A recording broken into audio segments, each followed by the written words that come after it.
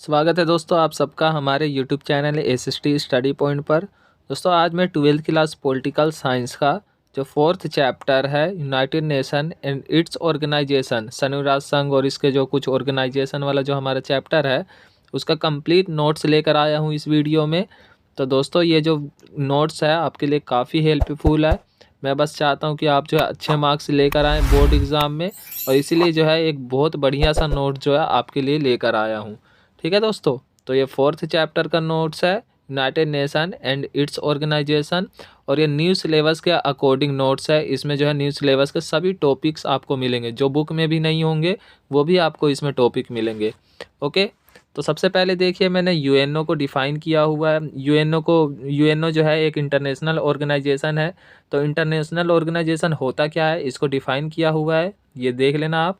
ठीक है, उसके बाद देखिए अंतर्राष्ट्रीय संगठनों की आवश्यकता क्यों, यानी इंटरनेशनल ऑर्गेनाइजेशन जो है उसकी आवश्यकता हमें क्यों पड़ती है, इसके जो है मतलब क्या काम होते हैं। तो इसको देखिए यहाँ पे लिखा हुआ है, ये पॉइंट में लिखा हुआ है काफ़ी अच्छे तरीके से। ठीक है, इसके बाद देखिए दोस्तों संयुक्त राष्ट्र संघ का यानी यूएनओ का विकास कैसे हुआ। तो सबसे पहले जो संयुक्त राष्ट्र संघ के रूप में एक संगठन था, ऑर्गेनाइजेशन था, उसका नाम था लीग ऑफ नेशन। और लीग ऑफ नेशन की स्थापना जो है फर्स्ट वर्ल्ड वार के बाद किया गया था, ताकि जो है भविष्य में बड़े वर्ल्ड वार को ये जो है रोक सके। लेकिन ये जो है सेकेंड वर्ल्ड वार को रोक नहीं पाता है, और फिर इसके बाद जो है लीग ऑफ नेशन के बाद किसकी स्थापना की जाती है, यूएनओ की स्थापना की जाती है। तो यहाँ पे आप देख सकते हैं लीग ऑफ नेशन की स्थापना कब हुई थी, 1920 में, फर्स्ट वर्ल्ड वार के बाद। और फिर किसने की थी, अमेरिकी राष्ट्रपति वुडरो विल्सन ने। तो ये सब आपको मिलेगा, स्थापना किसने की, कब कब हुई, ये सब मिलेगा। यूएनओ की स्थापना हुई सेकेंड वर्ल्ड वार के बाद, तो ये सब है इसमें लिखा हुआ, कब हुआ यूएनओ की स्थापना, किसने किया, और फिर किस चार्टर पर हस्ताक्षर करके इसकी स्थापना की गई, और जब स्थापना हुआ था तो यूएनओ के मेंबरशिप कितनी थी। ठीक है दोस्तों, और भारत जो है इसका मेंबर कब बना, इंडिया जो है मेंबर कब बना यूएनओ का, ये सब आपको मिलेगा। और वर्तमान में कितने मेंबरशिप है ये सब कुछ मिलेगा आपको। ठीक है, यूएनओ की जो ऑफिशियल लैंग्वेज भी है यहाँ पे लिखा हुआ, फिर यूएनओ का जो प्रमुख उद्देश्य होता है वो भी लिखा हुआ है। यूएनओ का जो है लोगो देखिए इस प्रकार का है, और लोगो में जैतून की पत्तियां दिखाया गया और वर्ल्ड को दिखाया गया। तो ये इसका मतलब, लोगो का मतलब क्या है, ये भी है। फिर देखिए यूएनओ के जो है 6 ऑर्गन्स है, काफ़ी इंपॉर्टेंट है, वो यहाँ पे लिखा हुआ है। देखिए पहला जो है जनरल असेंबली है, जनरल असेंबली के बारे में पूरा लिखा हुआ है यहाँ पे। इसके बाद दूसरा है सेक्रेटेरिएट, सेक्रेटेरिएट भी काफ़ी इंपॉर्टेंट है, लिखा हुआ है। ठीक है ना, पहले महासचिव देखिए ट्राइगविल ली थे नॉर्वे से। ठीक है, और फिर वर्तमान में जो अभी वर्तमान समय में प्रेजेंट टाइम में एंटोनियो गुटेरेस है। एग्जाम में पूछे जाते हैं, सब अच्छे से याद करें इनको। इसके बाद तीसरा है सिक्योरिटी काउंसिल, जो काफ़ी इंपॉर्टेंट है, अभी जो आपके आया था प्री बोर्ड में भी 4 नंबर में सिक्योरिटी काउंसिल पर। फिर इसके बाद इंटरनेशनल कोर्ट ऑफ जस्टिस है। तो इंटरनेशनल कोर्ट ऑफ जस्टिस का जो है हेड क्वार्टर कहाँ पर है, नीदरलैंड के हेग में है। और कितने न्यायाधीश होते हैं, 15 न्यायाधीश होते हैं। कितने का वर्ष का कार्यकाल होता है इनका, 9 वर्ष का। ये सब पूछे जाते हैं, इनको याद करें अच्छे से। आर्थिक एवं सामाजिक परिषद, इकोनॉमिक एंड सोशल काउंसिल, 5वां। और फिर ये जो है ट्रस्टीशिप काउंसिल, 6ठा है, जिसे समाप्त कर दिया गया है, इनएक्टिव सिंस 1994 लिखा हुआ है यहाँ पे। क्यों किया गया इसमें लिखा हुआ है, आप पढ़ सकते हैं आसानी से। तो 6 ऑर्गन्स काफ़ी इंपॉर्टेंट है, 6 ऑर्गन्स को याद कर लें, 6 नंबर में पूछे जाते हैं।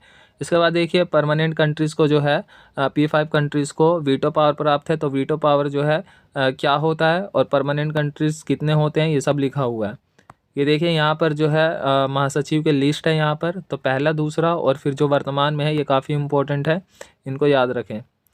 अब देखिए सिक्योरिटी काउंसिल है, सिक्योरिटी काउंसिल पर जो है पूरा डिटेल में यहाँ पर लिखा हुआ है, ये सब पढ़ सकते हैं आप। ठीक है, इन सब को आप जो है अपने नोटबुक में नोट करें और फिर अच्छे से इनको पढ़ें। ठीक है, काफ़ी इंपॉर्टेंट है, आते हैं एग्ज़ाम में। फिर देखिए सिक्योरिटी काउंसिल का काम क्या है, तो यहाँ पे लिखा हुआ है सभी पॉइंट में। ठीक है, 4-5 पॉइंट लिखा हुआ है।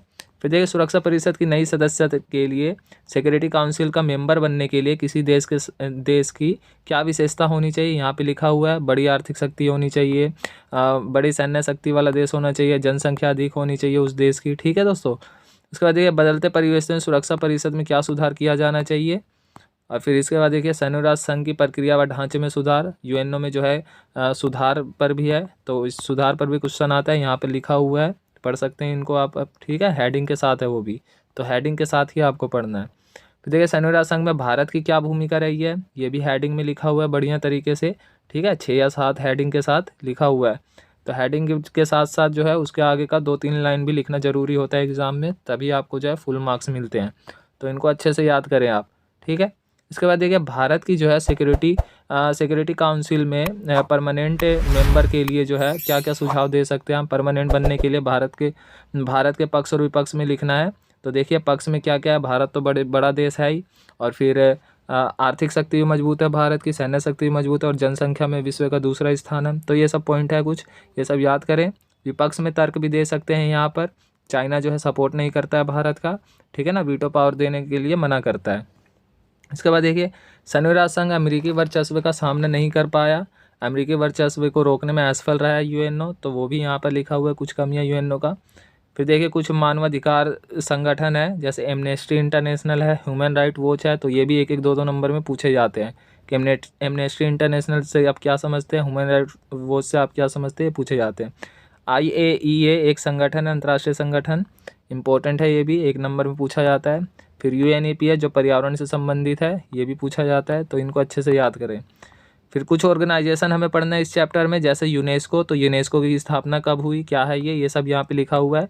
यूनेस्को का ये लोगो है ट्रायंगल टाइप का, तो ये देख सकते हैं, उद्देश्य देख सकते हैं क्या है, और फिर यूनेस्को के जो है प्रमुख काम क्या है, तो यहाँ पे लिखा हुआ है, इनको आप अच्छे से पढ़ सकते हैं, ठीक है दोस्तों। तो एक मतलब बहुत बढ़िया तरीके से नोट्स लाया हूँ आपके लिए, तो इसको जो है अच्छे से पढ़ें। इसके बाद देखिए दूसरा ऑर्गेनाइजेशन जो है WHO है, वर्ल्ड हेल्थ ऑर्गेनाइजेशन, तो इसका लोगो देखो, ये स्नैक टाइप का, सर्कल टाइप का, और जैतून के पत्ती जो है साइड में है। तो इसकी स्थापना कब हुई, इसका हेड क्वार्टर कहाँ पर है, मेंबरशिप कितनी है इसकी, ये सब है यहाँ पर। WHO के जो है काम क्या है, फिर उद्देश्य क्या है, ये सब लिखा हुआ है अच्छे तरीके से, ठीक है। ये सब आपको बुक में नहीं मिलेगा, ये सब आपको यहीं से पढ़ के करना पड़ेगा, ठीक, अपने नोटबुक में, इसीलिए इनको उतारें और अच्छे से याद करें, इनको पूछे जाते हैं ये सब। इंटरनेशनल लेबर ऑर्गेनाइजेशन है, ठीक है, तो ये भी हमको डिटेल में थोड़ा पढ़ना है, तो यहाँ पे लिखा हुआ है, देखिए क्या है ये, और फिर स्थापना कब हुई, इसकी मेंबरशिप कितनी है, हेड क्वार्टर कहाँ पर है, और ये लोगो देख सकते हैं इसका किस तरह का बना हुआ है, ठीक है। इसके बाद देखिए दोस्तों ILO के जो है प्रमुख काम क्या है, यहाँ पर लिखा हुआ है पॉइंट में अच्छे तरीके से, तो इसको याद करें आप अच्छे से, ठीक है। लोगो भी याद करें सबका कि किस ऑर्गेनाइजेशन का लोगो किस तरह का है, वो भी 1 नंबर में छप के आ जाता है क्वेश्चन पेपर में, और आपसे पूछा जाता है कि लोगों को पहचाने और नाम लिखे, ठीक है, तो 1 नंबर में आता है वो भी। इसके बाद देखिए यूनिसेफ अभी प्री बोर्ड में आया था आपका, तो यूनिसेफ का लोगो देखिए ये है। यूनिसेफ की स्थापना कब हुई, यूनिसेफ का फुल फॉर्म क्या है, हेड क्वार्टर कहाँ है, मेंबरशिप कितनी है इसकी, ये सब लिखा हुआ है यहाँ पर, ठीक है दोस्तों। तो ये देखिए उद्देश्य यूनिसेफ का, फिर यूनिसेफ के जो है प्रमुख काम क्या है, ये सब यहाँ पे लिखा हुआ है, तो इनको आप अच्छे से नोट करें, अच्छे से पढ़ें, पॉइंट्स में पढ़ें। अगर पॉलिटिकल साइंस आप पढ़ रहे हैं तो पॉइंट्स में जो है पढ़ना बहुत ज़रूरी है, तभी समझ में आएगा, और पॉइंट्स में आंसर लिखना ज़रूरी है एग्जाम में, तभी फुल मार्क्स मिलेंगे। इसके बाद देख लें वर्ल्ड ट्रेड ऑर्गेनाइजेशन है, तो इसका भी लोगो देख लें, और स्थापना कब हुई, ठीक है, और फिर इसका जो है हेड क्वार्टर कहाँ है, मेंबरशिप कितनी है इसकी, ये सब है। और फिर WTO का जो है ये पुराना नाम क्या था, गैट था, तो ये भी लिखा हुआ है। फिर WTO के वर्ल्ड ट्रेड ऑर्गेनाइजेशन के काम क्या होते हैं, ये भी यहाँ लिखा हुआ है, ठीक। इंटरनेशनल मॉनेटरी फंड भी देख लीजिए, लोगो किस तरह का है, स्थापना कब हुई, काम क्या है, ये सब यहाँ लिखा हुआ है, उद्देश्य काम, ठीक है। इसके बाद देखिए दोस्तों लास्ट में आता है वर्ल्ड बैंक, तो वर्ल्ड बैंक का जो है काम क्या है, स्थापना कब हुई थी, हेड क्वार्टर कहाँ पर है, और लोगो देखिए किस तरह का है, विश्व बैंक की स्थापना के क्या कारण थे, और फिर विश्व बैंक के प्रमुख उद्देश्य क्या हैं, यहाँ पे लिखा हुआ है, ठीक है दोस्तों।